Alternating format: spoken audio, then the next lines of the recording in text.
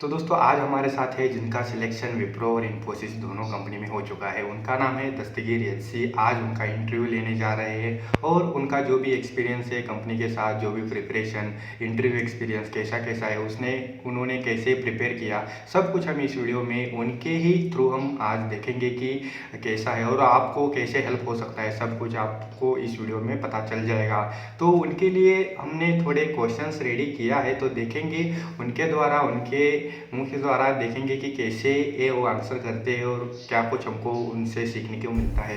तो दस्तगीर, हाँ yes Akash. Welcome, first of all welcome to Classic Technology and thank thank you for coming here and sharing your experience first of all. No thank you first आपने बुलाया, यही बड़ी बात है। Thank you for that. First of all तो मैं आपको पहला क्वेश्चन यही पूछने चाह रहा हूँ कि introduce yourself, like your college education background और where are you from, everything.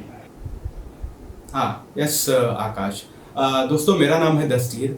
मैं हावेरी के जीएच कॉलेज में बीसीए की फाइनल ईयर स्टडी कर रहा हूँ और हाल ही में हमारे कॉलेज के कैंपस में हो गए कैंपस रिक्रूटमेंट्स में बहुत सारी कंपनीज आई, जिसमें मेरा विप्रो और इन्फोसिस में फाइनल सिलेक्शन हो गया। जो फाइनल राउंड होता है ना, उसके बाद जो ऑफर लेटर आता है उसमें उस सिलेक्शन में मैं आ गया।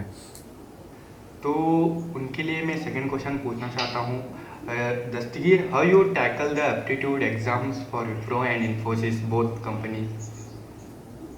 फर्स्ट ऑफ इन्फोसिस और विप्रो के क्या कहते हैं एप्टीट्यूड जो एग्जाम, बेसिकली इन्फोसिस और विप्रो हर कंपनी के कुछ राउंड्स होते हैं, ऑन कैंपस हो या फिर ऑफ कैंपस हो। तो फर्स्ट राउंड जो होता है, जो एप्टीट्यूड राउंड, उसके लिए मैंने पहले तो अपने सीनियर्स को कंसल्ट किया। उनके पास थोड़े ब्लूप्रिंट जैसे सैंपल क्वेश्चंस थे, उनको मैंने रेफर किया कि कैसे रहते हैं क्वेश्चंस, किस बेसिस पर क्वेश्चंस वो डिराइव करते हैं। तो उसमें एक चीज़ मुझे कॉमन लगी कि वो सभी क्वेश्चंस में सेक्शंस में डिवाइडेड थे। फॉर एग्जांपल न्यूमेरिकल सेक्शंस था, जो मैथमेटिकल रीजनिंग पर बहुत सारे क्वेश्चंस आते हैं उस सेक्शन में। और नेक्स्ट रीजनिंग था, रीजनिंग में हमारे रीजनिंग एबिलिटी और डिसीजन मेकिंग एबिलिटी, उसके बारे में कुछ क्वेश्चंस थे, तो उसको मैंने समझा। उसके बाद थोड़ा वर्बल एबिलिटी, जो हमारा इंग्लिश कम्युनिकेशन या फिर हमारा रीडिंग कॉम्प्रहेंशन रहता है ना, और डेटा को हम कैसे इंटरप्रेट करते हैं, उसके ऊपर वर्बल के ऊपर थोड़े क्वेश्चंस थे। तो इस तरह मैंने तीनों सेक्शंस, एप्टीट्यूड जो फर्स्ट राउंड होता है ना, उसमें तीनों सेक्शंस को आइडेंटिफाई किया।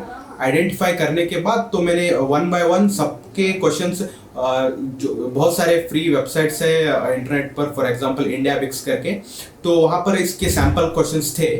तो वहाँ पर मैंने सैंपल क्वेश्चंस प्रैक्टिस किया। प्रैक्टिस कर जितना मैंने प्रैक्टिस किया उतना मुझे कॉन्सेप्ट समझ में आने लगे, और उसके बाद मैंने एग्जाम्स दे दिए विप्रो और इन्फोसिस के, और वो राउंड्स क्लियर हो गए।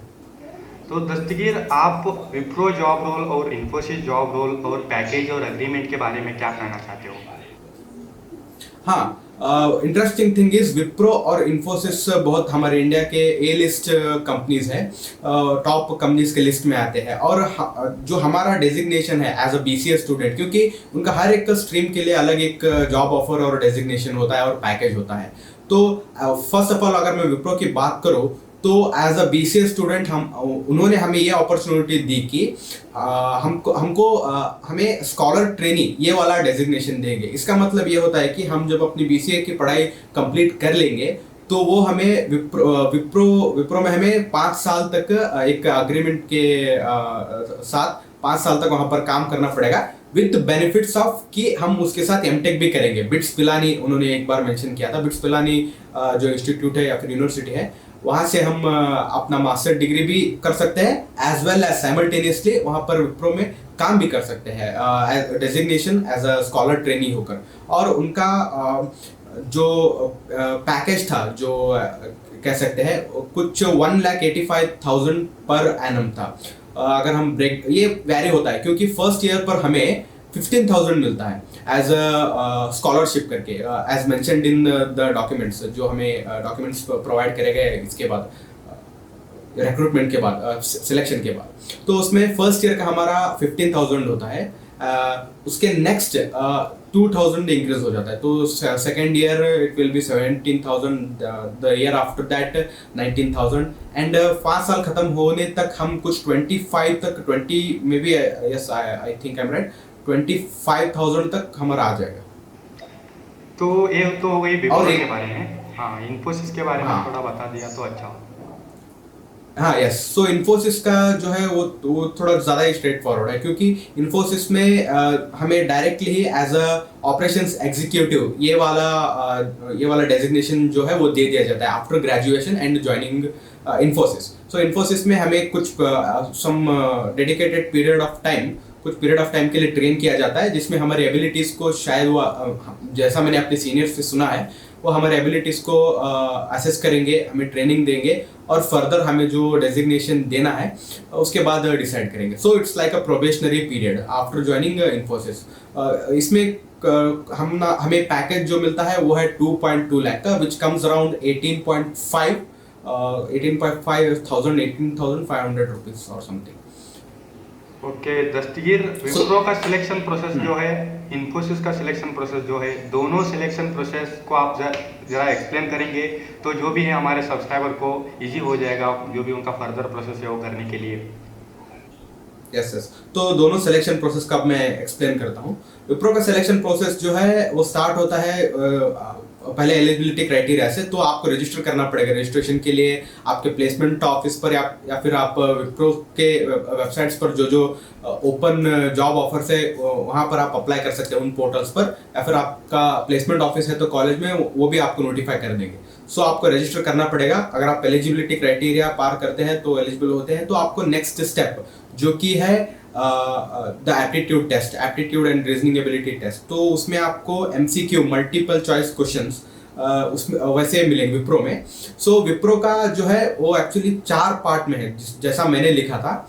सो first one is numerical, second aptitude में first one is numerical, second one is reasoning, third one is the verbal and fourth one is essay writing. We have to write an essay on a given topic जिसका एक word limit होगा। उतने word limit में हमें एक ऐसे लिखना पड़ेगा, ऑब्वियसली ग्रामेटिकली करेक्ट, और जो कॉन्सेप्ट होता है उसका रेलेवेंट जो मैटर होता है उसमें हमको ऐसे लिखना पड़ेगा। तो वो एप्टीट्यूड हम पार करने के बाद हमें नेक्स्ट आता है टेक्निकल इंटरव्यू। विप्रो में ओवरऑल 3 राउंड्स है बीसीए और बीएससी के कैंपस सिलेक्शन के लिए। फर्स्ट वन एप्टीट्यूड हो गया, सेकंड वन टेक्निकल राउंड होता है। टेक्निकल राउंड में आपको आपके फील्ड, अगर आप बीसीए से है तो आपको बीसीए के कोर कॉन्सेप्ट जो है हमारे सी प्लस प्लस प्रोग्रामिंग या फिर डेटाबेसेस जितना भी हमने वो सीखा है, तो उसके ऊपर हमें क्वेश्चंस पूछे जाएंगे। कुछ अलग एक्स्ट्रा करिकुलर नॉलेज रखना भी बहुत अच्छी बात है। अगर आप पाइथन के बारे में जाता है या फिर पाइथन के साथ जैंगो फ्रेमवर्क या फिर वेब डेवलपमेंट ऐसे जाते हैं, तो आपके रेज्यूमे में वो प्लस पॉइंट ही होगा। बट आपको अपने जो कोर सब्जेक्ट्स हैं उनकी बहुत अच्छी जानकारी होनी चाहिए। उसके बाद फाइनल राउंड आता है। फाइनल राउंड में जो है वो हमें final human resource HR interview करते हैं। तो हमें बेसिक से ऐसे हमारे क्वेश्चंस पूछते हैं, जैसे कि हमारा इंट्रोडक्शन, कि हम कैसे अपने आप को इंट्रोड्यूस करते हैं। बेसिकली हमारा कम्युनिकेशन स्किल्स जो है, जो हम अच्छे से अपना जो भी इंफॉर्मेशन है उनको अच्छे से कम्युनिकेट कर पाए, वो इंटरव्यूअर टेस्ट करते हैं। तो हमें अब खुद को अच्छे से इंट्रोड्यूस करना आना चाहिए, और वो जो भी क्वेश्चंस, उनके बहुत सारे इंटरेस्टिंग क्वेश्चंस होते हैं। मुझे वही पसंद आया एचआर इंटरव्यू के बारे में, क्योंकि टेक्निकल इंटरव्यूज तो जो हमने पढ़ा है उसके बारे में होता है, पर एचआर इंटरव्यूज में कुछ अनएक्सपेक्टेड क्वेश्चंस भी आ जाते हैं जिसको आपने पढ़ा नहीं होगा, पर आपको सोच कर जवाब देना पड़ेगा। वो भी अच्छे कम्युनिकेटिव वे में बहुत अच्छे से कम्युनिकेट करना पड़ेगा उनको। वो एक राउंड क्लियर करने के बाद नेक्स्ट आपका प्लेसमेंट जो है क्लियर हो जाएगा विप्रो वाला। 3 राउंड क्लियर करने के बाद। Akash, should I continue with the Infosys process? Yes. तो इन्फोसिस का एक्चुअली सिर्फ 2 राउंड है। फर्स्ट हमें जो मिलता है सेम एप्टीट्यूड एंड रीजनिंग, उसमें भी कुछ 4 जो सेक्शन मल्टीपल चॉइस क्वेश्चंस होते हैं उनको हमें अटेंड करना पड़ता है। जो हम एप्टीट्यूड टेस्ट लिखते हैं मल्टीपल चॉइस क्वेश्चंस, उसमें कुछ ऐसे राइटिंग वैसा कुछ होता नहीं है, बट जैसा मैंने पहले मेंशन किया था सेम वही टॉपिक्स होते हैं उसमें, numerical verbal and reasoning abilities. वो एक राउंड हो गया। वो एक राउंड होने के बाद हमें नेक्स्ट और एक एचआर और टेक्निकल दोनों सिर्फ एक ही राउंड में हमें असेस करते हैं इंटरव्यूअर। एचआर और टेक्निकल इंटरव्यू एक ही राउंड में वो हमें अटेंड कर लेते हैं। तो उस वो भी सेम होता है, पर उस जगह आपको क्या करना है, जैसा विप्रो में आपको अलग अलग जो सेक्शंस थे, एचआर के लिए एक राउंड और टेक्निकल के लिए एक राउंड, यहाँ पर आपको दोनों ही आंसर करना पड़ेगा। सो टेक्निकल क्वेश्चंस भी वो पूछेंगे, जिसमें जो आपका कोर बीएससी हो या बीसीए हो, उस कोर सब्जेक्ट्स में आपको ये होना चाहिए, थोड़ा ग्रास्प होना चाहिए। और नेक्स्ट एचआर इंटरव्यू में वही बहुत सारे इंटरेस्टिंग क्वेश्चंस भी पूछते हैं, हम इंट्रोड्यूस करने के लिए पूछते हैं, और कुछ कंपनी रिलेटेड कंपनी के लिए जो इम्पोर्टेंट होते हैं वैसे क्वेश्चंस भी पूछते हैं। फॉर एग्जांपल, क्या आप रीलोकेशन के लिए तैयार हैं, क्योंकि इट्स अ बिग डील, क्योंकि जब हम कंपनी में काम करते जाते हैं तो इन्फोसिस या विप्रो हो, तो बहुत ही दूर मतलब spread across all over India उनके जो है वर्क प्लेसेस है। फॉर एग्जांपल पुणे हो गया, बेंगलुरु हो गया, हैदराबाद हो गया। सो इस तरह से वो भी हमको पूछते हैं हमारी प्रायोरिटी क्या है, क्या हम रिलोकेट कर सकते हैं या नहीं। तो आपके प्रेफरेंस के हिसाब से आप वो भी बोल सकते हैं। अब मुझे अगर हम रिमोट एरियाज में रहते हैं तो हमें ये तो प्रिपेयर तो होना चाहिए रिलोकेशन के लिए, क्योंकि हमारा डेवलपमेंट होगा। So that's that. So comparatively, Wipro has 3 rounds this year, and Infosys has only 2 rounds. Okay. So that's the difference between these two. Yes Dastagir, तो आप दोनों कंपनी को सिलेक्ट हो चुके हो, तो आपका जो भी इंटरव्यू का प्रोसेस था, इंटरव्यू का जो भी आपने प्रिपरेशन किया, तो आप वो बताओगे हमारे जो भी सब्सक्राइबर है उनके लिए? हाँ जी बिल्कुल आकाश। इंटरव्यू जो प्रिपरेशन है, जब हमारा एप्टीट्यूड हमें पास हो गया तो बहुत खुशी हुई। तो अब थोड़ा टेंशन, मुझे थोड़ा नर्वसनेस बढ़ गई, क्योंकि हर स्टूडेंट्स को होता ही है, क्योंकि फर्स्ट टाइम मतलब जो इंटरव्यू हम दे रहे हैं, एक्चुअल जो कंपनी के रिप्रेजेंटेटिव होते हैं interview, so it's a serious matter. तो मैं बहुत ही सीरियसली लेने लगा इस बात को। तो मैंने क्या किया, अपने सीनियर्स को कंसल्ट किया, और जैसे आप ये वीडियो देख रहे हैं वैसे मैंने ऑनलाइन में थोड़े वीडियोस देखे कि इंटरव्यू कैसे कंडक्ट करते हैं। थोड़े मिक्स्ड रिव्यूज आए, क्योंकि हर एक कैंडिडेट का कुछ थोड़ा अलग ही सिमिलर होता है, पर टू सम डिग्री थोड़ा सबका एक एक्सपीरियंस चेंज ही होता है। तो मैंने फोकस किया, फर्स्ट जो मेरा इंटरव्यू जो राउंड था वो टेक्निकल का। तो एज फ्रॉम बीसीए, सो मैंने C++ और जावा, जो हमारे कोर सब्जेक्ट्स थे, और डेटाबेस, इनके बारे में जो पॉसिबल क्वेश्चंस हो सकते हैं या फिर पॉसिबल प्रॉब्लम्स हो सकते हैं जिन्हें मैं जो मुझे वो सॉल्व करने को कहे इन द इंटरव्यू प्रोसेस, वो मैंने स्टडी किया। स्टडी करने के लिए मुझे बहुत सारे रिसोर्स मिले, जैसे कि फॉर वन एग्जांपल मैं आकाश भाई को भी मेंशन करना चाहूँगा। इनका जो टेलीग्राम ग्रुप है और इनका जो यूट्यूब चैनल है, यहाँ पर भी बहुत सारे उन्होंने रिसोर्स सजेस्ट किए, तो वो भी बहुत हेल्पफुल था मेरे लिए। और उनका टेलीग्राम ग्रुप्स में भी बहुत सारे स्टूडेंट्स हैं जो डिस्कशन करते हैं, और डिस्कशन से नॉलेज भी बढ़ती है। सो ऐसे एक ग्रुप या और मल्टीपल ऑनलाइन ग्रुप्स और रिसोर्सेज से मैंने अपने बेसिक्स को कवर किया, जो भी पॉसिबल प्रॉब्लम्स थे उनको भी कवर किया, तो टेक्निकल तो निकल गया। और मैंने कंसल्ट किया है मेरे बीएससी वाले फ्रेंड से, क्योंकि कुछ बीएससी से भी सिलेक्ट हुए थे विप्रो के लिए। तो उनको मैंने कंसल्ट किया, तो उनको उनके जो सब्जेक्ट्स थे बीएससी में, कोर सब्जेक्ट जो आते हैं, उनके बारे में क्वेश्चंस पूछा गया। तो आपको घबराने की कोई ज़रूरत नहीं, अगर आप बीएससी से है तो आपको कोडिंग रिलेटेड क्वेश्चंस वो शायद ना पूछे, क्योंकि आपको उसकी नॉलेज नहीं होती। दे में एक्सपेक्ट कि आप कुछ जनरल कोडिंग जानते हो, पर I don't think it's necessary, because आपका एक फील्ड ही पूरा अलग होता है, bachelor of science. So apart from that, technical और एचआर के लिए तो पहले मैंने कम्युनिकेशन पर बहुत ध्यान दिया, क्योंकि कम्युनिकेशन इज वेरी इंपॉर्टेंट है। अगर हम सही से अपना जो भी आंसर अगर हम सही से कम्युनिकेट नहीं कर सकते तो हमें आंसर आता है पर फिर भी हम फेल हो जाएंगे, क्योंकि हमारी वोकैबुलरी और जो हमारा बॉडी लैंग्वेज है और हमारा जो कॉन्फिडेंस है वो एचआर इंटरव्यू या फिर ह्यूमन रिसोर्स इंटरव्यू में देखा जाएगा। और एचआर इंटरव्यू के लिए तो मैंने एक बहुत ही इंपॉर्टेंट चीज़ की कि मैं अपने दोस्तों से फ़ोन में इंग्लिश में बात करने लगा। जब भी मेरे फ्रेंड्स कॉल करते थे तो एज अ प्रैक्टिस के लिए उनके साथ इंग्लिश में कम्युनिकेशन करने लगा, क्योंकि सिर्फ पढ़ेंगे तो कुछ ज़्यादा हेल्पफुल हो सकता है पर उतना इफेक्टिव नहीं होगा। अगर आप किसी से बात करेंगे, मतलब मॉक इंटरव्यूज़ के टाइप अपने फ्रेंड्स के साथ कम्युनिकेट करेंगे तो आपको बहुत ही ज़्यादा हेल्प मिलेंगी अपने फाइनल इंटरव्यू में। मैंने भी ऐसा ही किया और ऐसा करने के बाद मेरे मेरे जो मिस्टेक्स थे मैंने आइडेंटिफाई किया और उनको करेक्ट किया। ग्रामेटिकली हो या फिर फ्लुएंसी हो जो मेरी इंग्लिश की, तो इनको करेक्ट करने के बाद मैंने नेक्स्ट इंटरव्यू जब आया तो confidently, the main thing is confident. अगर आपको कुछ आता भी ना हो, कुछ मतलब नोबडी नोज एवरीथिंग, तो आपको किसी चीज़ के बारे में ज्ञान ना हो तो आप उनको बता दीजिए, क्योंकि इंटरव्यूअर भी वो समझते हैं, वी आर ओनली ह्यूमन, हमें कुछ रिजिड नहीं है। अब फॉर एग्जांपल जब हम एक एग्जांपल लेना चाहूँगा, टेक्निकल बैकग्राउंड से आप आते हैं तो वाइवा करके हम अटेंड करते हैं कि किसी भी एग्जामिनेशन के एंड पर, तो वाइवा में अगर हमें कुछ क्वेश्चंस ना आता हो तो हम पूरा म्यूट हो जाते हैं। इंटरव्यू में ऐसा नहीं करना चाहिए। अगर आपको कुछ नहीं आता हो तो आप उनको बोलिए I am not aware of that, या फिर मैं उसके बारे में आगे सीखूंगा, तो ऐसा एंथुसियास्टिकली आप उनको बोलेंगे तो that will be a plus point for you, क्योंकि इट शोज ईगरनेस। आप मतलब जो आपको पता नहीं वो आप एक्सेप्ट करके करेक्ट करके आगे बढ़ना चाहते हैं, अपने आप को डेवलप करना चाहते हैं और परफेक्ट करना चाहते हैं। तो इस तरह मैंने दोनों विप्रो और इन्फोसिस के लिए तैयारी की। ऑनलाइन रिसोर्सेस से टेक्निकल इंटरव्यू के लिए ऑनलाइन और मेरे फ्रेंड्स के साथ बात करने के बाद, और HR के लिए सेम मेरे फ्रेंड्स के साथ कम्युनिकेट किया इंग्लिश में। इंग्लिश के मेरे जो मेरे मिस्टेक्स थे आइडेंटिफाई किया, करेक्ट किया, और फाइनल इंटरव्यू में कॉन्फिडेंटली जो उनका जो क्वेश्चन है कॉन्फिडेंटली आंसर करने के लिए पूरा ट्राई किया मैंने। सो ऐसे मैंने प्रिपेयर किया HR और TR के। तो दस्तगीर, आप जो भी आजकल के स्टूडेंट्स हैं जो इंटरव्यूज को डरते हैं, तो उनके लिए आपका जो भी की है की टू क्रैक इंटरव्यूज जो है, आप थोड़ा बताओगे शॉर्टकट वे में?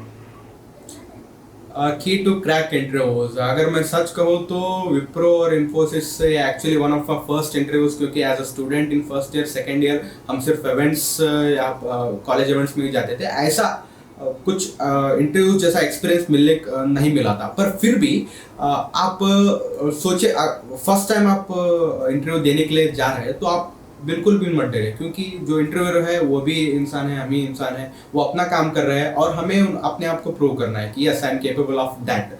सिर्फ इतना ही मन में रख लीजिए और कुछ डरने की ज़रूरत नहीं है। अगर आप इंटरव्यू में आप कॉन्फिडेंटली बोलेंगे तो इंटरव्यूज तो आराम से क्लियर हो जाएगा। तो इसमें मुझे भी फर्स्ट इंटरव्यू में डर लगा, कॉमन सी बात है नर्वस होना। अगर आप नर्वस हो रहे हैं तो आप बिल्कुल भी उस ओवर नर्वस मत होए, क्योंकि नर्वस होना, थोड़ा घबराना इज़ वेरी परफेक्टली नॉर्मल, हर इंसान को होता है। वो बस इतना होना चाहिए कि वो आपका बाधा ना बने, वो आपको हर्डल ना, एक हर्डल ना बने, ऑब्स्ट्रक्शन। अगर आप वो पार करके जाएंगे तो सब कुछ आसान लगने लगेगा। ये एक मैं एडवाइस देना चाहूँगा। डर लगेगा पर डर के आगे जीत है, ऑल इज वेल बोल के बढ़ते रहने का। तो दस्तगीर, जो भी आपका कैंपस सिलेक्शन हुआ है विप्रो और इन्फोसिस में, क्या आप किस कंपनी को ज्वाइन हो रहे हो या कोई अलग ट्राई कर रहे हो? मतलब कहाँ ज्वाइन होने वाले हो? मैंने अभी इसके बारे में सोचने वाला था पर इतना परफेक्टली सोचा नहीं, क्योंकि दोनों कंपनीज के अपने एडवांटेजेस है। फॉर एग्जांपल करियर ग्रोथ के लिए ऑब्वियसली एक मास्टर डिग्री चाहिए। अगर मैं करियर ग्रोथ के लिए मास्टर डिग्री ना हो तो आगे करियर में उतनी ज़्यादा नहीं आएगी, पर थोड़ा ऑब्स्ट्रक्शंस तो होगा। तो विप्रो हमें क्या कहता है, एक अपॉर्चुनिटी देता है कि हम उनके साथ कंपनी में एज एन एम्प्लॉय काम भी करें, एज ए स्कॉलर ट्रेनी काम भी करें, और उसके साथ हम अपनी मास्टर डिग्री भी परसू करें over the period of 5 years। सो जब हम 5 साल खत्म करके आएंगे तो हमारे पास 5 साल का वर्क एक्सपीरियंस होगा, प्लस हमारे पास एक मास्टर डिग्री होगी। सो इन 5 साल के वर्क एक्सपीरियंस और मास्टर डिग्री के साथ हम करियर और भी आगे बढ़ा सकते हैं। But on the other hand, अगर मैं इन्फोसिस की सोचूं तो हम जब ज्वाइन करते हैं, ज्वाइन करने के बाद हमारा जो ट्रेनिंग होता है, हमें directly based upon our assessment, जैसा मैंने अपने सीनियर से पूछा है, उनसे कंसल्ट किया है, तो उन्होंने मुझे ये इन्फॉर्मेशन दी कि हमारे असेसमेंट के ऊपर जो हमारा नेक्स्ट जॉब रोल है वो डिसाइड किया जाएगा। तो दोनों के प्लस पॉइंट्स है। तो मैं अभी डिसाइड कर रहा हूँ कि क्या करो। हमारा अभी फाइनल सेमेस्टर अभी ख़त्म नहीं हुआ है, तो इट्स स्टिल गोइंग ऑन। सो ये ख़त्म होने के बाद, एग्जाम्स होने के बाद मैं थोड़ा इसके ऊपर थिंक करूँगा। तो दस्तगीर, आपके क्या फ्यूचर प्लान्स है? मेरा एक फ्यूचर प्लान ये है कि एक अच्छा डेवलपर बनूं, क्योंकि आई लव बिल्डिंग थिंग्स, चीज़ें बनाना, specially in the software IT world बहुत ही पसंद है, क्योंकि कोडिंग तो मुझे बहुत ही पसंद है। So as I would see myself as a developer. आगे अगर मैं फ्यूचर में कुछ काम करूँ तो डेवलपर ही बनना चाहूँगा मैं। So because it's fun, plus जो करियर भी थोड़ा स्टडी रहेगा, because I will be doing what I love. मुझे जो पसंद है मैं वही काम करता रहूँगा, building softwares, working with computer. So that's my future plan. So अभी तो दस्तगीर, जो भी आजकल के यूथ है, जो भी आजकल के स्टूडेंट्स है, वो जॉब पाने के लिए बहुत ही ईगर है, तो उनके लिए आपका मैसेज क्या है?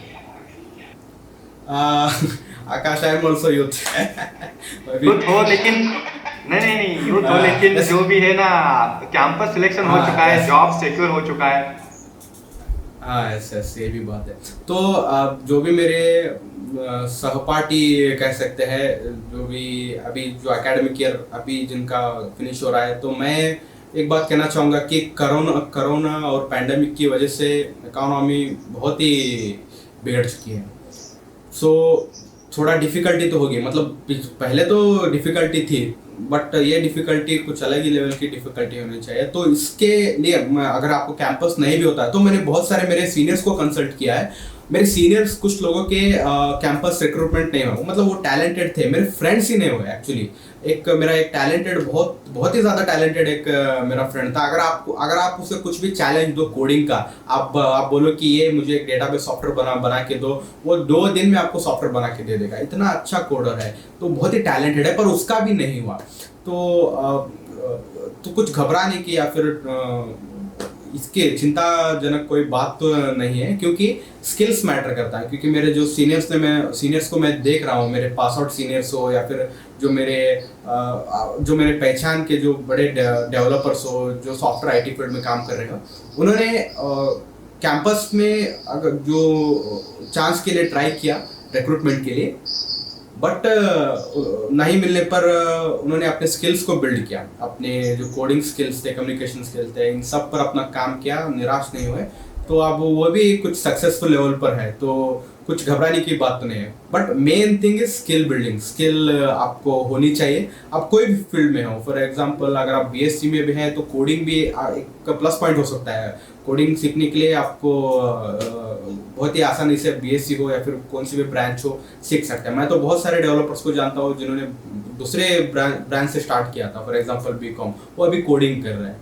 तो जो फ्यूचर है उस स्किल्स पर आप अपने आप को इन्वेस्ट कीजिए। फॉर एग्जांपल डिजिटल मार्केटिंग हो, कोडिंग तो हो ही गया, वेब डिज़ाइनिंग हो या फिर कंटेंट क्रिएशन हो, इन सब पर आप टाइम इन्वेस्ट करेंगे तो मे बी उसमें करियर बना सकेंगे। तो मैं भी as a part time as a video creator हूँ। मैं भी यूट्यूब पर एडिटिंग या फिर मोशन ग्राफिक्स या फिर वीएफएक्स के ऊपर वीडियोस बनाता हूँ एज अ हॉबी। सो ऐसे ही आप एक मल्टीपल आप स्किल्स डेवलप करेंगे तो आपको आगे करियर में बहुत से हेल्प होंगे। मुझे जब मैंने मेरा अल्टरनेटिव स्किल स्टार्ट किया था, एडिटिंग हो या फिर वीएफएक्स हो, टाइटल ग्राफिक्स हो, तब स्टार्टिंग में तो कुछ ज़्यादा मैं सिर्फ सीख रहा था, पर अब मुझे प्रोजेक्ट्स आने लगे। मैं एज अ फ्रीलांसर वहाँ भी वर्क करता हूँ, तो वो स्किल ने मुझे उस स्किल से भी मुझे फ़ायदा हुआ है। तो इन्वेस्ट ऑन स्किल्स, इतना ही कहना चाहूँगा मैं। तो दस्तगीर, जैसा कि आपने कहा स्किल्स मैटर करती है, तो सब लोगों को स्किल्स पे वर्क करना चाहिए। तो इतना सब कुछ Yes, होगा, yes, yes. तो आपके फैमिली के एक्सपेक्टेशंस क्या है? What is your family expectations from you? Right now मेरी फैमिली तो मुझ पर ज़्यादा कुछ यही करो ऐसा है, कुछ प्रेशर तो नहीं है। उन्होंने जैसे बी गुड डू गुड, अच्छे रहो, अच्छा काम करो, उनका सिर्फ इतना ही प्रिंसिपल है, कुछ भी फोर्स नहीं करते हैं। और मैं भी उसी प्रिंसिपल के हिसाब से खुद को बेटर करने की कोशिश करता हूँ। और मेरी फैमिली तो एक एक्सपेक्टेशन तो रहती है कि एक अच्छे पोस्ट में जाए, कुछ अच्छा जॉब करे, अच्छा कमाने लगे। तो वो बेसिक एक्सपेक्टेशन तो है, उनको फुलफिल करने की मैं बस ट्राई करूँगा। और ट्राई करने के लिए पहले तो मुझे अपने स्किल्स इम्प्रूव करने होंगे, जो भी हो, जो रिक्वायरमेंट है मेरे करियर के लिए, उन स्किल पर काम करना पड़ेगा। तो उन स्किल्स पर मैं काम कर रहा हूँ। तो दस्तगीर, आपके लिए हमारे पास थोड़े रैपिड फायर क्वेश्चंस हैं, तो आपको रैपिड फायर क्वेश्चंस का आंसर देना पड़ेगा, कुछ बनाए Yes, हमने। sir. तो फर्स्ट ऑफ ऑल तो विप्रो और Infosys, Infosys. Job versus business, Right now, job. Degree और skills, In between, maybe skills. Degree तो जरूरत है पर स्किल्स पर। कंपनी में काम करने हो या कहीं भी आपको सेटल होना हो तो बेंगलोर या Mumbai Pune. Bangalore. Okay bro, thank you Dastagir. Thank you Akash, thank you for having me. तो दोस्तों देखिए, जो भी दस्तगीर का एक्सपीरियंस था उसने हमारे साथ शेयर कर लिया। अगर आप दस्तगीर से कांटेक्ट करना चाहते हो तो उनका भी एक यूट्यूब चैनल है, वीडियो के डिस्क्रिप्शन में आपको उनका यूट्यूब चैनल का लिंक मिल जाएगा, प्लस साथ ही साथ उनका जो भी इंस्टाग्राम हैंडल है उसका भी लिंक मिल जाएगा। तो उनसे कांटेक्ट कर सकते हो, कोई भी सजेशंस हो, कुछ भी हो, आप उनसे पूछ सकते हो, वो बिल्कुल आपको सजेशंस दे देंगे। तो ऐसे ही दोस्तों प्रिपरेशंस और बहुत सारे टेक्निकल रिलेटेड वीडियोस चाहते हो हमारे चैनल पर तो सब्सक्राइब करके रखिए। मिलेंगे ऐसे ही टेक्नोलॉजी रिलेटेड और ऐसे ही कैंपस अपडेट लेके अगली वीडियो में। तब के लिए जय हिंद, वंदे मातरम। और thank you Dastagir, thank you again. Thank you Akash, thank you for having me.